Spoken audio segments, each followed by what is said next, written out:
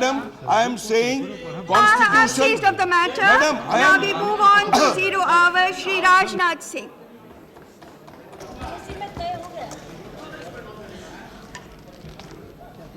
Madam speaker, सबसे पहले मैं आपके प्रति आभार व्यक्त करना चाहता हूं कि आपने इस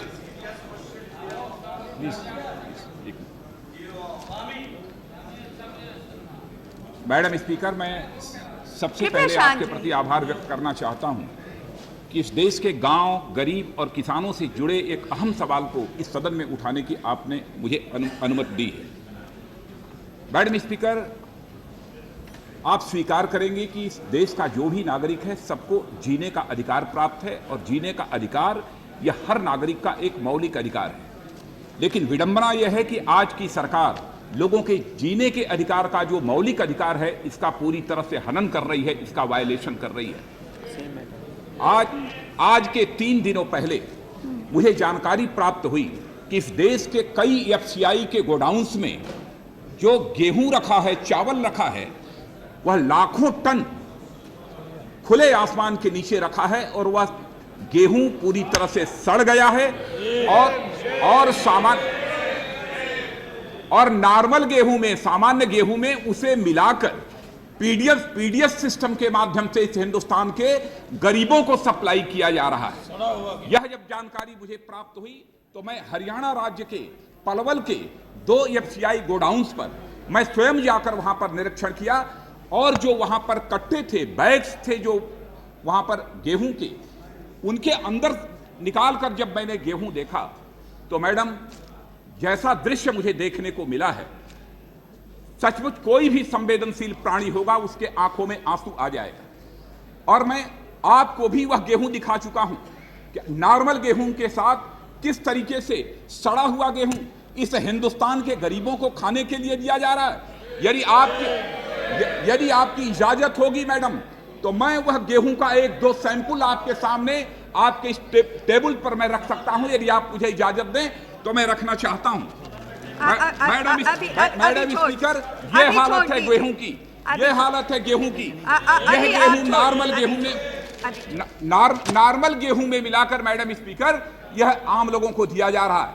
मैं तो बधाई देना चाहता हूं और मैं समझता हूं कि इस देश की संसद को, इस हिंदुस्तान के सारे किसानों को बधाई देनी चाहिए जिन किसानों ने जितनी सरकार को आवश्यकता है पीडीएस सिस्टम के लिए उससे 2 गुना 2.5 गुना फूड ग्रेन पैदा करने का काम किया है।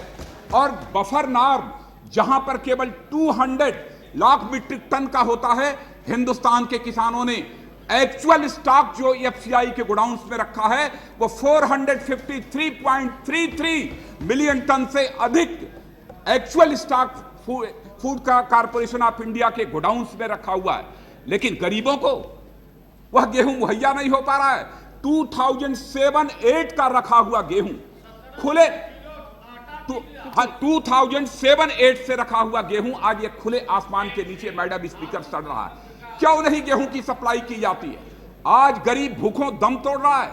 भूख से मरने वालों की घटनाएं आए दिन समाचार पत्रों में पढ़ने को मिलती हैं। लेकिन यह हुकूमत गेहूं होते हुए भी, चावल होते हुए भी गरीबों की थाली तक यह रोटी नहीं पहुंचा पाती है हुकूमत। इस हुकूमत को बने रहने का कोई औचित्य अब नहीं रह गया। मैडम स्पीकर, मैं कहना चाहता हूं, एक तो आपके द्वारा निर्देश दिया जाना चाहिए इस अहम सवाल के संबंध में इस देश के खाद्य मंत्री को, इस सरकार को, कि इस संबंध में इस संसद के में वह एक स्टेटमेंट जारी करें कि एक्चुअल स्थिति क्या है। मैं जानता हूं डॉक्टर पांजे के चेयरमैनशिप में एक कमेटी 1968 में बनी थी जिसने अपनी रिपोर्ट दी थी और कहा था कि इस देश में लगभग जितना खाद्यान्न पैदा होता है उसका 9.33% यह पूरी तरह से बर्बाद हो जाता है, नष्ट हो जाता है, सड़ जाता है। लेकिन 1968 के बाद कोई ऐसी कमेटी नहीं बनी है जो इसका असेसमेंट कर सके कि किसानों के पसीने और खून की कमाई जो वह पैदा करता है अन्न के रूप में, उसका कितना नष्ट हो जाता है। एक दिन मैंने समाचार पत्रों में पढ़ा था कि आज भी किसानों के द्वारा पैदा किया खाद्यान्न जो बर्बाद हो जाता है, नष्ट हो जाता है, गरीबों तक नहीं पहुंचता है, वह लगभग 60,000 करोड़ रुपए से अधिक का खाद्यान्न इस हिंदुस्तान में नष्ट हो जाता है। लेकिन सरकार उसकी चिंता नहीं करती है। मैं आपसे यह अनुरोध करना चाहता हूं मैडम स्पीकर कि एक तो स्टेटमेंट जारी किए जाने का निर्देश आपके द्वारा दिया जाना चाहिए, क्योंकि इससे बड़ा अहम सवाल और कोई दूसरा नहीं हो सकता है, क्योंकि जीने के अधिकार से जुड़ा हुआ यह सवाल है। नंबर 2, यह भी अनुमति आपके द्वारा दी जानी चाहिए, निर्देश दिया जाना चाहिए कि यह जो सड़ा हुआ खाद्यान्न है वह किसी भी सूरत में जो सामान्य खाद्यान्न है उसमें मिलाकर पीडीएस सिस्टम के लिए नहीं बेचा जाना चाहिए। और एक कमेटी भी बनाई जानी चाहिए जो कमेटी इस बात का पता लगा सके, इसका असेसमेंट कर सके कि इस समय हिंदुस्तान के फूड कॉर्पोरेशन ऑफ इंडिया के गोडाउन्स में कितना गेहूं सड़ गया है, और वह संसद को इस बात की जानकारी दी जानी चाहिए। और साथ ही साथ यह रिस्पॉन्सिबिलिटी भी सुनिश्चित की जानी चाहिए मैडम स्पीकर, कौन लोग रिस्पॉन्सिबल हैं इतने बड़े अपराध के लिए, इतने बड़े क्राइम के लिए कौन लोग रिस्पॉन्सिबल हैं, उन्हें भी आइडेंटिफाई किया जाना चाहिए और उन्हें पनिश किया जाना चाहिए। मैं यह आपसे अनुरोध करना चाहता हूं। आपने हमको इस प्रश्न को उठाने का अवसर दिया, बहुत बहुत धन्यवाद। इसमें एक जेपीसी की नियुक्ति की जानी चाहिए जो सारे इस फर्टिलाइजर फूड कॉर्पोरेशन की जांच करे, और ये जॉइंट पार्लियामेंट्री कमेटी की नियुक्ति तत्काल करवाने का आप आदेश दें। ये बहुत आवश्यक है, जॉइंट जेपीसी की नियुक्ति होनी चाहिए इसमें, ये बहुत आवश्यक है।